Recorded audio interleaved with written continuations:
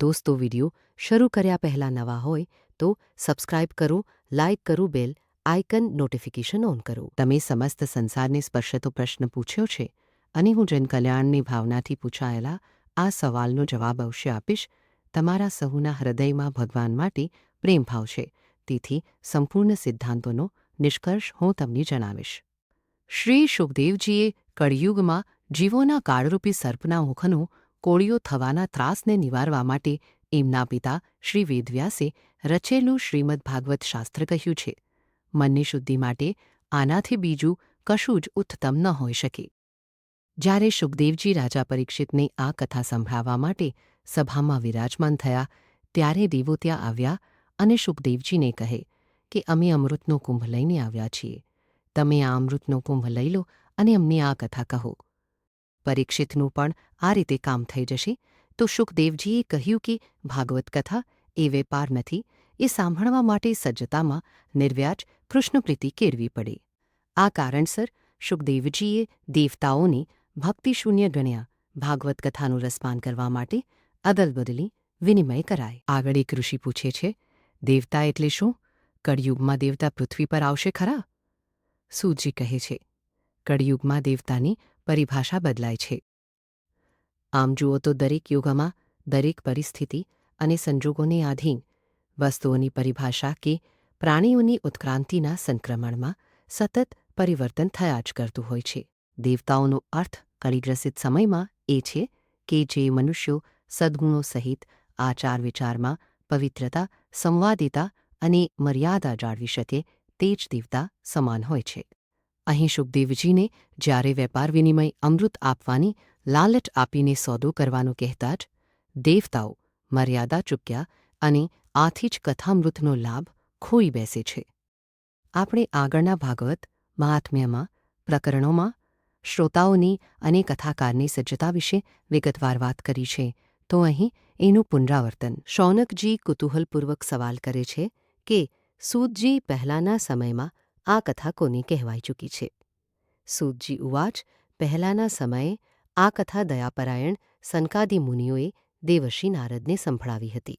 જો કે દેવર્ષિએ આ પહેલાં આ કથા બ્રહ્માજીના શ્રીમુખે સાંભળેલી, પરંતુ સપ્તાહ શ્રવણની વિધિ તો સનકાદિએ જ તેમને કહી સંભળાવી હતી. સનકાદિ મુનિઓ 4 નિર્મળ ઋષિઓ સંગે વિશાલાપુરીમાં સત્સંગ માટે આવ્યા હતા. ત્યારે એમણે વ્યગ્ર નારદજીને ઉતાવળે ક્યાંક જતા જોયા અને પૂછતા ખબર પડી કે નારદજી પૃથ્વી પર ભ્રમણ કરી રહ્યા હતા અને પુષ્કર, કાશી, પ્રયાગ, હરિદ્વાર, કુરુક્ષેત્ર, શ્રીરંગમ, સેતુબંધ અનેક તીર્થોમાં વિચરતા રહ્યા, પણ મનની શાંતિ ન મળી. એના બદલે નારદજીને સમજાયું કે અધર્મના સહાયક કળિયુગે આખી પૃથ્વીને દુઃખી છે અને હવે લોકોમાં સત્યતપ, દયાદાન રહ્યા નથી. એને બદલે હવે લોકો પોતાના સ્વાર્થમાં જ રાચે છે. અસત્યભાષી, આળસુ અને દંભી બની ગયા છે. લોકો અને સાધુ સંતોમાં એમને જ્યારે પાખંડ પ્રવેશતા જોયું, ત્યારથી તેઓ ખૂબ જ વિચલિત થઈ ગયા હતા. સનકાદિ મુનિઓએ નારદજીને પૂછ્યું, આથી વધુ કંઈ થયું છે? નારદજી વ્યાકુળતાથી બોલ્યા, હા, હું આમ ભ્રમણ કરતો કરતો શ્રીકૃષ્ણની લીલાઓ જ્યાં થઈ છે તે યમુનાને કાંઠે વૃંદાવનમાં આવ્યો. ત્યાં મેં એક મોટું આશ્ચર્ય જોયું. એક યુવાન પણ નિસ્તેજ સ્ત્રી હતાશ થઈને બેઠી હતી. તેની બાજુમાં 2 વૃદ્ધ પુરુષો લગભગ અચેત અવસ્થામાં સૂતા હતા. તે યુવતી એમને ઘડી ઘડી જગાડવાનો પ્રયાસ કરતી હતી, પણ તે નહોતા ઊભા થઈ શકતા અને અસહાયતાથી એ સ્ત્રી રડી રહી હતી. હું તેની પાસે ગયો અને વાત કરતા સમજાયું કે તે સ્ત્રીનું નામ ભક્તિ હતું અને એ 2 વૃદ્ધો એના પુત્રો જ્ઞાન અને વૈરાગ્ય હતા. કળિયુગમાં કાળબડે જ્ઞાન અને વૈરાગ્ય આવા ઘરડા થઈ ગયા હતા. એણે મને એ પણ કહ્યું કે ગંગાજી અને અન્ય નદીઓ પણ એમને દેવીઓના રૂપમાં મદદ કરવા આવી, પણ તેઓ કશીએ મદદ ન કરી શક્યા. ભક્તિનો પ્રભાવ પાખંડીઓએ અને દંભીઓએ નષ્ટ કરવા માંડ્યો, જેથી તેમનો હીર નાશ પામ્યું, પણ પોતે તો બ્રહ્માજીના પુત્રી હતા. એટલે યુવાની તો ન ગઈ, પણ એમનું તેજ હરાઈ ગયું હતું. પણ યમુનાના કાંઠે વૃંદાવનમાં આવ્યા બાદ એ ફરી હતા એવા જ તેજસ્વી યુવતી બની ગયા. એમના પુત્રો જ્ઞાન અને વૈરાગ્ય તો સમય જતાં કોઈ ગણકારતું નહોતું. આ કારણે એમનું જીવન સત્વ છણાતું ગયું હતું અને સાવ આમઘરડા અને મરવાને વાંકે જીવી રહ્યા હોય એવા થઈ ગયા હતા. ભક્તિ માતા અત્યંત દુઃખી હતા કે એમના આમ તો સદા નવયુવાન રહેનારા પુત્રો આમ અકાળે જ ઘડપણથી ગ્રસિત થઈ ગયા હતા. એમણે મને જ્ઞાન અને વૈરાગ્યના સાજા થવાનો ઉપાય પૂછ્યો.